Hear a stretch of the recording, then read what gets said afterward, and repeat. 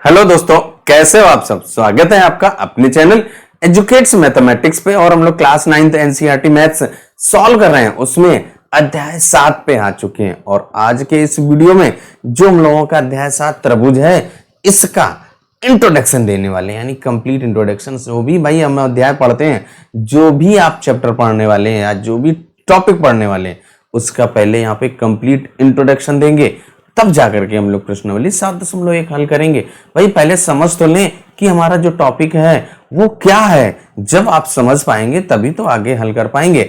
और अगर आप चैनल पर पहली बार हैं और वीडियो अगर आपको पसंद आया हो तो चैनल को भाई सब्सक्राइब कर लो, साथ में बेल आइकन भी प्रेस कर दें, जिससे कि आपको आने वाले वीडियो का नोटिफिकेशन भी सबसे पहले प्राप्त हो। चलिए, अगर आपको लगे कि इस वीडियो के द्वारा आपकी समस्या सॉल्व हो रही है तो दोस्तों के साथ शेयर भी करना मत भूलिएगा।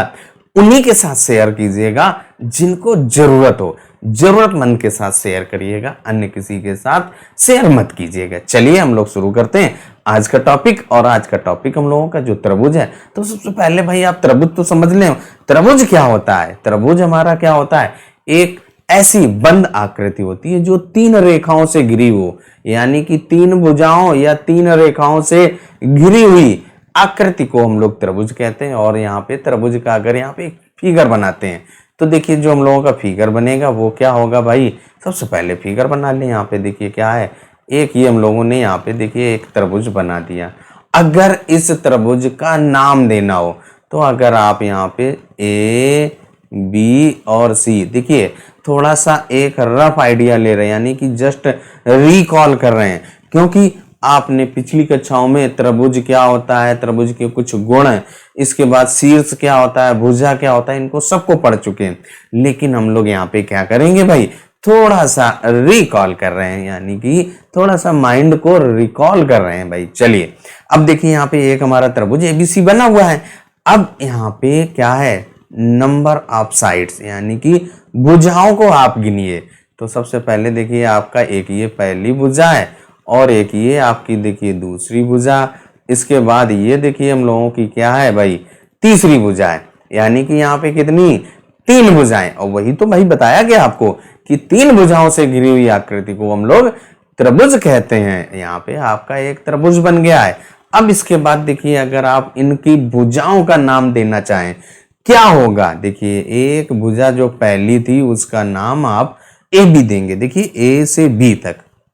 इसके बाद इसका नाम बी ए बी कह सकते हैं, लेकिन हम लोग यहाँ पे पहला अक्षर हमेशा ए से शुरू होता है तो ए बी। हम यहाँ पे जो अक्षर दिया है ए बी सी नाम दिया गया है, पहले ए आता है तो इसलिए ए बी। इसके बाद जो दूसरी भुजा आपकी यहाँ पे बी और सी, यहाँ से बी सी है, इसका नाम दे दीजिए बी सी। और इसके बाद जो तीसरी भुजा ए सी या सी ए कह सकते हैं, तो यहाँ पे ए सी नेम दे दो। या आप एक बात का और ध्यान रखें, जैसे ए से बी तक जा रहे हैं, बी से सी से ए तक, तो आप ऐसे भी भुजाओं का नाम दे सकते हैं। तो ये हम लोगों की क्या है भाई, भुजा है भाई, यहाँ पे लिख दीजिए भुजाएं हैं। इसके बाद अगर त्रिभुज के शीर्ष की बात की जाए, शीर्ष क्या होता है, जहां पर 2 भुजाएं मिलती हैं या 2 भुजाओं का प्रतिच्छेद बिंदु आपका शीर्ष कहलाता है। देखिए जो यहाँ पर एक ये बिंदु ए आपका शीर्ष है, इसके बाद बी और इसके बाद सी। देखिए बी बिंदु पर भी 2 भुजाएं मिल रही हैं और जो हम लोगों का सी बिंदु है वहां पर भी तो 2 भुजाएं मिल रही हैं, तो ये आपके शीर्ष हो गए। इसके बाद अगर आप यहाँ पर कोण है, देखिए यहाँ पर लिखते हैं भाई, अगर कोण की बात करेगा, देखिए कोण को हम लोग सबसे पहले जो कोण का चिन्ह होता है ऐसे आप छोटा सा। अब इसके बाद यहाँ पे देखिए जो शीर्ष है, त्रिभुज का नाम देने का 2 तरीका है। जो आपका शीर्ष ए है तो पहला कोण आप कोण ए दे देंगे। इसके बाद जो शीर्ष बी है, बी पर देखिए एक ये कोण बन रहा है, शीर्ष ए पर ये कोण बन रहा है, तो यहाँ पे बिंदु बी पर यानी सी पर जो बनेगा वो बिंदु यहाँ पे कोण सी हो जाएगा। इसके बाद इनके नाम और देना चाहें, देखिए जो पहले आपने कोण ए का नाम दिया गया उसको हम लोग बी ए सी, जो आपने कोण का नाम देना सीखा था 3 बिंदु लेते ना, तो वही यहाँ पे तो क्या हो जाएगा बी ए सी। इसके बाद देखिए ए बी सी ये वाला कोण, ए बी सी, तो यहाँ पे कोण ए बी सी, और इसके बाद यहाँ पे दूसरा ये वाला कोण आपका बी सी ए या ए सी बी, तो कोण बी सी ए। अब यहाँ पे देखिए कोण का नाम देने का जो तरीका होता है वो आपने पढ़ चुके हैं, लेकिन एक बात का ध्यान रखना है, जिस बिंदु पर या जिस शीर्ष पर आपका कोण बनता है उसको हमेशा बीच में रखेंगे। देखिए जब हम लोग कोण ए की बात की तो हमेशा ए बीच में रहा, इसके बाद जब कोण बी की बात की तो बी आपका बीच में रहा, और जब आपने कोण सी की बात की तो आपका देखिए सी बीच में रहा। तो जिस बिंदु पर कोण बनता है वो शीर्ष बीच में रहता है, ये बात ध्यान रखेंगे। अब इसके बाद त्रिभुज का नाम कैसे देते हैं, देखिए त्रिभुज का अगर नाम देंगे, यहाँ पे त्रिभुज ए बी सी बना है, ये आपका क्या है त्रिभुज ए बी सी, जहां आप ये जो सिंबल है ये चिन्ह है ये हमारा त्रिभुज का है और ए बी सी। इसके बाद एक फिगर और अगर आप बना दें और उसका नाम दे दें, यहाँ पे देखिए आप पी क्यू आर, और ये शीर्ष दिए पी क्यू आर। अब अगर इस त्रिभुज का नाम देना हो तो आप क्या देंगे, त्रिभुज पी क्यू आर, ये आपका त्रिभुज का नाम देना आ गया। त्रिभुज के शीर्ष हो गए, इसके बाद त्रिभुज के कोण और त्रिभुज की भुजाएं, इन सभी बिंदुओं को हमने थोड़ा सा रिकॉल किया। अब इसके बाद अगले बिंदु पर आते हैं। अगला बिंदु हम लोगों का आ जाता है त्रिभुजों की सर्वांग क्षमता। देखिए त्रिभुज तो हम लोग पढ़ चुके हैं, अब जो सर्वांग क्षमता क्या होता है, ये एक आपका जो शब्द आया है इसका पहले मतलब समझ लें, तब हम जाकर के त्रिभुजों की सर्वांग क्षमता समझेंगे। देखिए सर्वांग क्षमता क्या होता है, देखिए आपने अगर आप उदाहरण आप इनके लें, सर्वांग क्षमता के बहुत सारे उदाहरण, ये हम लोग अपने डेली लाइफ में आसपास बहुत सारे इसके उदाहरण देखते हैं। जैसे अगर आपने देखा होगा जो आप फोटो खिंचवाते हो, आपने कभी अपनी पासपोर्ट साइज की जो छोटा सा टिकट साइज का फोटो खिंचवाया है, तो सभी फोटो देखा होगा आपकी एक साइज की होती हैं। इसके बाद जब बैंक कोई नोट जारी करता है तो क्या होता है, सभी नोट जो एक जैसे होते हैं। इसके बाद अगर सिक्के की बात की जाए तो देखिए हमारे पास ये क्या है, दो सिक्के हैं, 10-10 रुपए के दो सिक्के हैं। तो यहाँ पे अगर आप ध्यान से देखें तो इनका जो शेप और साइज यानी कि आकार और आकृति दोनों बिल्कुल एक जैसे। अगर आप एक दूसरे के ऊपर ऐसे रखें तो यहाँ पे अगर आप ये जो आगे वाला हिस्सा देखेंगे तो पीछे वाला नहीं देख पाएंगे, एक दूसरे को बिल्कुल बराबर कवर कर लेते हैं, ढक लेते हैं। इसके बाद अगर हम लोग और इसके उदाहरण देखें, देखिए आपके पास जो ये बुक है, ये हम लोगों की जो गणित की किताब है, इसका आपके जो मित्र है, आपका जो पड़ोस में क्लास में बैठा हुआ है, उसकी अगर आप बुक से इसको तुलना करेंगे तो देखेंगे कि आप इसको ढक देगी, जो दूसरी बुक होगी इसको ढक देगी, यानी कि अगर आप उसके ऊपर रख देंगे तो नीचे वाली बुक आपको नहीं दिखेगी, केवल ऊपर दिखेगी। इसके बाद इस बुक के जितने पेज हैं वो सभी सर्वांगसम है, क्योंकि उनकी जो आपकी साइज है वो क्या है, बराबर है। ये बहुत सारे उदाहरण हम लोग डेली लाइफ में देखते हैं। अगर आप देखेंगे जो आपकी ग्लास जैसे लेते हैं, वो एक ही सांचे से, जब आपकी एक ही आकार की जो गिलासें हैं या कटोरियां हैं, मतलब बहुत सारे आप देखेंगे, या बैंक जो एटीएम कार्ड जारी करता है वो भी आपके क्या होते हैं, अगर आप एक बैंक के दो एटीएम कार्ड देखेंगे तो बिल्कुल एक ही आकृति के होते हैं। तभी तो वो एक, भाई अगर एक जैसे नहीं होंगे तो आप एटीएम से, अगर आपका जो एटीएम कार्ड का साइज अलग है और जो दूसरे का है उसका साइज अलग हो गया तो क्या आप पैसे निकाल पाओगे? भाई अगर आपका लग जाएगा तो जो दूसरा है उसका नहीं लगेगा, और उसका लग जाएगा तो आपका नहीं लगेगा। यानी कि जब आपके एक ही साइज के होंगे तभी तो उसमें एटीएम कार्ड में यानी एटीएम मशीन में आप अपना कार्ड लगा पाएंगे। तो ये सारी आपकी जो आकृतियों के उदाहरण हमने दिए, ये सभी क्या है, सर्वांग समता से संबंधित है, यानी कि इनकी आकृति और आकार समान होती है, तो वो आपके सर्वांग सम कहलाते हैं, सर्वांग क्षमता कहलाती है। त्रिभुजों की सर्वांग क्षमता को पढ़ने से पहले आपको यहाँ पे छोटा सा और हम लोग उदाहरण, मतलब देखिए क्या है, सर्वांग क्षमता जब हमने समझ लिया, अब उसके उदाहरण और भी लेते हैं। देखिए अगर आप रेखाखंड की बात करें तो जैसे हमने क्या किया, एक ये रेखा खींच दी, इसका नाम दे दिया ए बी, और इसके बाद एक दूसरी रेखा खींची और उसका नाम पी क्यू। अगर इनकी लेंथ यानी कि लंबाई आप ए बी बराबर है लंबाई और पी क्यू की, यानी कि ए बी की लंबाई अगर 3 सेंटीमीटर और पी क्यू की भी 3 सेंटीमीटर है, तो हम कह देंगे कि ये दोनों कैसी हैं, सर्वांग सम हैं, यानी कि इनकी जो लंबाई है वो बराबर है। इसके बाद अगर कोण की बात की जाए तो आप अगर यहाँ पर एक कोण है, इसका नाम दे दीजिए ए बी सी, और ये मान लो आपका 60 अंश का है, और इसके बाद आपके मित्र ने एक कोण बनाया सेम नाप का और उसका उन्होंने नाम दिया पी क्यू आर, और ये भी आपका क्या है भाई, 60 अंश का है। तो यानी कि जो कोण ए बी सी की माप बराबर है कोण पी क्यू आर के, और वो क्या है भाई, 60 अंश का है, तो हम कहेंगे कि ये दोनों कोण सर्वांग सम है और ये दोनों रेखाएं सर्वांग सम है। अब इसके बाद हम लोग क्या करते हैं, त्रिभुज के कई उदाहरण लेते हैं और फिर वहां पे देखते हैं कि वो सर्वांग सम हैं, उसमें कौन कौन सी कंडीशन लगने वाली हैं। अब हम लोग मुख्य बिंदु पर आए। अभी तक तो आपने केवल रिकॉल किया, यानी कि एक भूमिका बनाई, जो हम लोग पढ़ने वाले हैं उससे संबंधित जो भी टर्म थे उन सभी टर्म को आपने पढ़ लिया। अब आ जाइए त्रिभुजों की सर्वांग समता, उसके लिए उदाहरण लेते हैं। अब हम लोगों ने क्या किया, यहाँ पर दो उदाहरण ले लिए। पहला देखिए आपका एक त्रिभुज पी क्यू आर है जिसकी भुजाएं 5 सेंटीमीटर, 4 सेंटीमीटर और 4.5 सेंटीमीटर, और एक दूसरा त्रिभुज यहाँ पर ए बी सी लिया, उसकी भुजा 5, 4.5 और 4 सेंटीमीटर। और इसके बाद जो दूसरे उदाहरण में हम लोगों ने एक त्रिभुज ए बी सी लिया जिसकी प्रत्येक भुजा की लंबाई 3 सेंटीमीटर, और एक त्रिभुज पी क्यू आर लिया जिसकी प्रत्येक भुजा की लंबाई 4 सेंटीमीटर। अब यहाँ पे सबसे पहले हम लोग देखते हैं कि क्या आपके त्रिभुज पी क्यू आर और ए बी सी सर्वांग सम है, यानी कि इनको हमें क्या करना है, उलट पुलट करके देखना है कि इनके अगर आकृति एक जैसी हैं तो यहाँ पर वो क्या हो जाएंगी, सर्वांग सम हो जाएंगी, अन्यथा नहीं होंगी। देखिए यहाँ पे जो दूसरा उदाहरण पहले समझते हैं। यहाँ पे देखिए प्रत्येक कोण की माप आपकी 60 अंश होगी, क्योंकि जो आपका ये त्रिभुज तीनों भुजाएं हैं आपके, उसके क्या होते हैं, तीनों भुजाएं जब बराबर हो जाती हैं तो वो आपका क्या हो जाता है, एक त्रिभुज जिसकी प्रत्येक कोण की माप आपकी 60 अंश होती है। तो यहाँ पे भी आपके प्रत्येक कोण की माप 60 अंश हो जाएगी।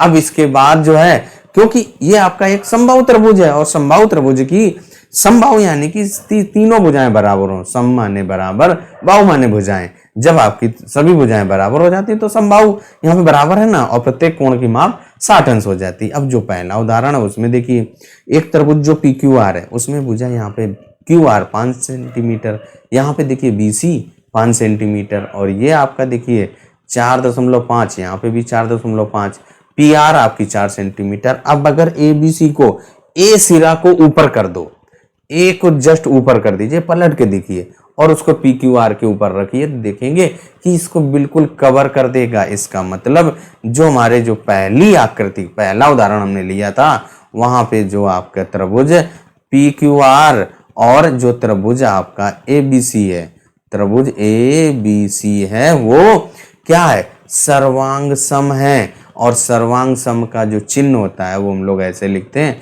यहाँ पे बराबर का चिन्ह और उसके बाद ऐसे ऊपर कर देते हैं। तो ये आपका क्या है, सर्वांग समता का उदाहरण हो गया। कैसे पहचानेंगे, अब यहाँ पे देखिए क्या है, सबसे पहले एक बात और पढ़ लेनी है आपको कि संगत भुजाएं क्या होती हैं। अब यहाँ पे आप देखेंगे कि जो हमारी भुजा क्यू आर है त्रिभुज पी क्यू आर में, जो क्यू आर है इस बीसी भुजा को बिल्कुल ढकेगी, क्योंकि क्यू आर की लंबाई इस बीसी की लंबाई के बराबर है, यानी कि जो हमारी भुजा क्यू आर बराबर है बीसी के, इसका मतलब ये दोनों एक दूसरे को बिल्कुल ढक लेंगी। तो ये आपकी कैसी हो जाएंगी, क्यू आर की संगत भुजा बीसी होगी। इसके बाद यहाँ पे देखिए जो दूसरी भुजा पी क्यू है, पी क्यू की लंबाई किसके बराबर है, ध्यान से देखें तो वो आपकी ए बी लंबाई के बराबर है, यानी कि पी क्यू और ए बी जो भुजाएं हैं वो एक दूसरे को बिल्कुल ढक देंगी। एक दूसरे को कवर कर लेंगी, तो यहाँ पे जो पी क्यू की जो संगत भुजा होगी वो आपकी ए बी होगी, और इसके बाद जो आपकी भुजा पी आर है उसकी संगत भुजा आपकी ए सी। यानी कि हमें यहाँ पे संगत जो टर्म आया है, संगत को भी ध्यान रखना है। संगत का मतलब क्या होता है कि जो आपका बिल्कुल वैसा ही का वैसा हो जाए। यानी कि जो पी क्यू का संगत भुजा आपकी ए बी है, क्यू आर की संगत भुजा आपकी बी सी है, इसके बाद जो पी आर है उसकी संगत भुजा आपकी ए सी है। इसके बाद अगर कोण की बात करेगा तो कोण ए का जो संगत होगा वो कोण P होगा, और कोण B का संगत कोण आपका कोण Q होगा, और कोण C का संगत कोण आपका कोण R होगा। अब देखिए जो हम लोगों ने त्रिभुज PQR नाम दिया था, यहीं से आपको पहचानना है। त्रिभुज PQR सर्वांग सम है भाई त्रिभुज ABC के। अब यहाँ पे देखिए जो नाम बहुत ही बिल्कुल सीरियल से रखना है, वो कैसे, देखिए आपने जो पी क्यू आर लिया था, अब यहाँ पे ए बी सी। अब देखिए यहाँ पे पहली भुजा आपकी ये देखिए पी क्यू, वो आपकी ए बी के संगत है। इसके बाद दूसरी भुजा क्यू आर, वो आपकी बी सी के, देखिए क्यू आर और बी सी है ना। इसके बाद देखिए पी और आर, ए और सी, ऐसे चल रहा है, पी आर और ए सी। तो ये बात आपको ध्यान रखना है कि त्रिभुज का जब आपको संगत पहचानना होगा तो कैसे पहचानेंगे। तो जब हमारे त्रिभुज सर्वांग सम हो जाते हैं तो उनके जो संगत भाग होते हैं वो बराबर हो जाते हैं। तो अगर आप यहाँ पे देखें तो पहचान लिया कि ये भी कोण P का कोण A संगत है, इसके बाद संगत भाग बराबर होते हैं, तो वो आपका क्या होता है CPCT शॉर्ट फॉर्म में लिखेंगे। जो संगत भाग यहाँ पे देखिए अंग्रेजी के ये पहले लेटर हैं, अंग्रेजी जो सर्वांग क्षमता होती है, यहाँ पे congruent part of congruence triangle, CPCT का जो फुल फॉर्म होता है वो congruent part of congruent triangle. तो यहाँ पे क्या हो जाएगा, जब भी आपको सर्वांग सम प्रूव कर देंगे, सर्वांग सम वहां पे दिखा देंगे, तो बचे हुए भागों को जब आप बराबर लिखेंगे तो उसके सामने लिख देंगे CPCT। इसका मतलब क्या होगा, जो हमारे त्रिभुज हैं वो कॉन्ग्रेंट हैं, उनके congruent part of congruence triangle. अगला बिंदु हम लोगों का आ जाता है त्रिभुजों की सर्वांग समता के लिए कसौटियां, यानी कि कौन कौन सी कसौटियां होती हैं जिसमें आपके त्रिभुज सर्वांग सम होते हैं। तो सबसे पहले देखिए हम लोग क्या करते हैं, कुछ उदाहरण लेते हैं। यहाँ पे सबसे पहले हमने क्या किया, आपसे कहा कि एक दो त्रिभुज बनाइए। एक ऐसा त्रिभुज जिसकी एक भुजा 4 सेंटीमीटर और उस भुजा पर के पहले बिंदु पर आपका 60 अंश का कोण, दूसरी भुजा आप 4 सेंटीमीटर लीजिए दूसरे कोण के त्रिभुज के लिए, और वहां पे भी आप 60 अंश का कोण बनाइए। क्या ये दोनों त्रिभुज आपके सर्वांग सम हैं? यहाँ पे ऐसा कोई जरूरी नहीं है कि ये आपके सर्वांग सम ही हो जाएं। इसके बाद हमने कहा आप एक दूसरा त्रिभुज बनाइए। एक त्रिभुज ऐसा बनाया जिसकी भुजाएं 3, 4, 5, और एक ऐसा त्रिभुज बनाया PQR और इसकी प्रत्येक भुजा की लंबाई 4 सेंटीमीटर। क्या ये दोनों सर्वांग सम है? बिल्कुल नहीं है, क्योंकि ये एक दूसरे को बिल्कुल कवर नहीं कर रहे हैं। अब इसके बाद हमने क्या किया, एक और त्रिभुज उदाहरण लिया। यहाँ पे एक त्रिभुज ABC बनाया, एक त्रिभुज PQR। जो पहली भुजा BC ली वो भुजा QR 5 सेंटीमीटर। इसके बाद बिंदु B पर 50 अंश का कोण बनाया, और इसके बाद बिंदु Q पर भी 50 अंश का कोण बनाया, और इसके बाद एक दूसरी भुजा AB और वो 2 सेंटीमीटर ले लिया, और यहाँ पर PQ आपने 2 सेंटीमीटर ले लिया। अब इसके बाद यहाँ पे क्या ये आपके यहाँ पे सर्वांग सम है? तो यहाँ पे सबसे पहले यहाँ पे ध्यान से देखें, देखिए आपका जो भुजा AB है वो बराबर है PQ के, और इसके बाद जो भुजा BC है वो आपकी QR के बराबर है, और जो कोण आपका ABC है वो बराबर है कोण PQR के। यही तो है PQR के।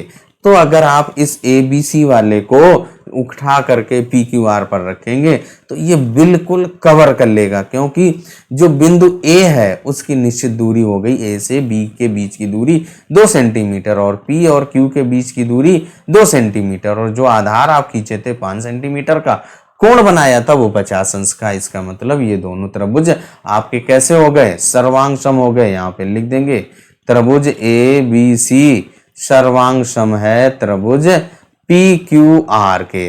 अब यहाँ पे देखिए हमें कैसे पहचाना, कि आपकी क्या थी, दो भुजाएं और एक कोण आपका बराबर, यानी कि अगर किसी भी दो त्रिभुज में दो भुजाएं बराबर दी गई और उनके द्वारा, दोनों भुजाओं के द्वारा या उन दो भुजाओं के अंतर्गत जो कोण बना है वो उस दूसरे त्रिभुज के दोनों भुजाओं के अंतर्गत बने कोण के बराबर है, तो वो दोनों त्रिभुज हम लोगों के सर्वांग सम हो जाते हैं। यही आपकी पहली कसौटी है और इसको हम लोग क्या कहते हैं, साइड और एंगल और साइड, यानी कि एस कॉन्ग्रुएंसी।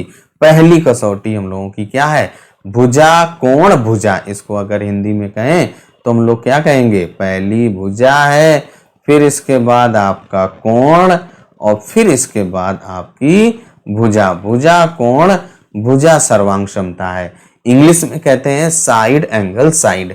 तो ये हम लोगों की पहली कसौटी थी, जिसमें अगर आपके दो त्रिभुज सर्वांग सम सिद्ध करना है, यानी मैं बताना है कि ये दो त्रिभुज सर्वांग सम है, तो क्या करना होगा, कोई दो भुजाएं आपको पता होनी चाहिए कि वो उनकी संगत भुजाएं बराबर हैं और उन दोनों भुजाओं के अंतर्गत जो कोण है वो बराबर होना चाहिए, तभी आपका जो है त्रिभुज सर्वांग सम होगा।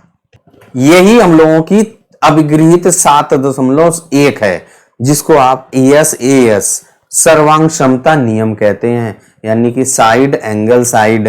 तो वो कब होगी, यदि किसी त्रिभुज की दो भुजाएं और उसके अंतर्गत बना कोण वो किसी अन्य त्रिभुज यानी दूसरे त्रिभुज की दो भुजाओं के बराबर हो और उनके अंतर्गत कोण भी बराबर हैं, तभी आपके त्रिभुज सर्वांग सम हो जाएंगे।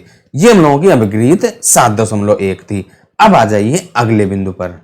अब अगला जो बिंदु आपका क्या है, प्रमेय 7.1, और वो आपकी क्या है, ए सर्वांग समता नियम। देखिए यहाँ पे जो ए है इसका मतलब है इंग्लिश में एंगल साइड एंगल, यानी कि कोण भुजा कोण सर्वांग समता। अब यहाँ पे जब आपकी ये प्रमेय क्या कहती है कि अगर कोई दो त्रिभुज सर्वांग सम है तो उनमें से पहली त्रिभुज की दो कोण और उन दो कोणों के अंतर्गत जो भुजा है वो किसी दूसरे त्रिभुज की एक भुजा यानी और दो कोण बराबर हो तो आपके वो सर्वांग सम होंगे। यहां पे देखिए, अगर आप ध्यान से देखें, त्रिभुज ABC और एक त्रिभुज PQR, तो यहाँ पे जो आपका त्रिभुज ABC है वो सर्वांग सम है त्रिभुज PQR के। देखिए कैसे, इसमें BC की संगत भुजा QR ये भी आपकी 6 सेंटीमीटर है और इसके बाद आपका जो कोण B 60 अंश, यहाँ पे भी कोण Q 60 अंश, कोण C और कोण R 40 अंश के। अब अगर आप यहाँ पे ABC को उठा करके PQR पर रखोगे तो वो एक दूसरे को बिल्कुल कवर कर लेंगे और यहाँ पे इनका जो B का संगत कोण Q है और जो C का संगत कोण आपका R है और BC की संगत भुजा QR है। अब ये आपके क्या हो जाएंगे, सर्वांग सम। ये आपकी प्रमेय है। प्रमेय का प्रूविंग यहाँ पे हम नहीं बताएंगे, केवल हम लोग उसका कॉन्सेप्ट समझ रहे हैं। अब इसके बाद आज के इस वीडियो में जो हम लोगों का इतना ही टॉपिक था, एक्सप्लेनेशन ही हम लोग पढ़ने वाले थे। वीडियो आपको कैसा लगा कमेंट करके जरूर बताइएगा। चलिए तब तक अपना ख्याल रखें, स्वस्थ रहें, मस्त रहें। मिलते हैं अगले वीडियो में जो प्रश्नावली 7.1 है उसके प्रश्न सॉल्व करेंगे।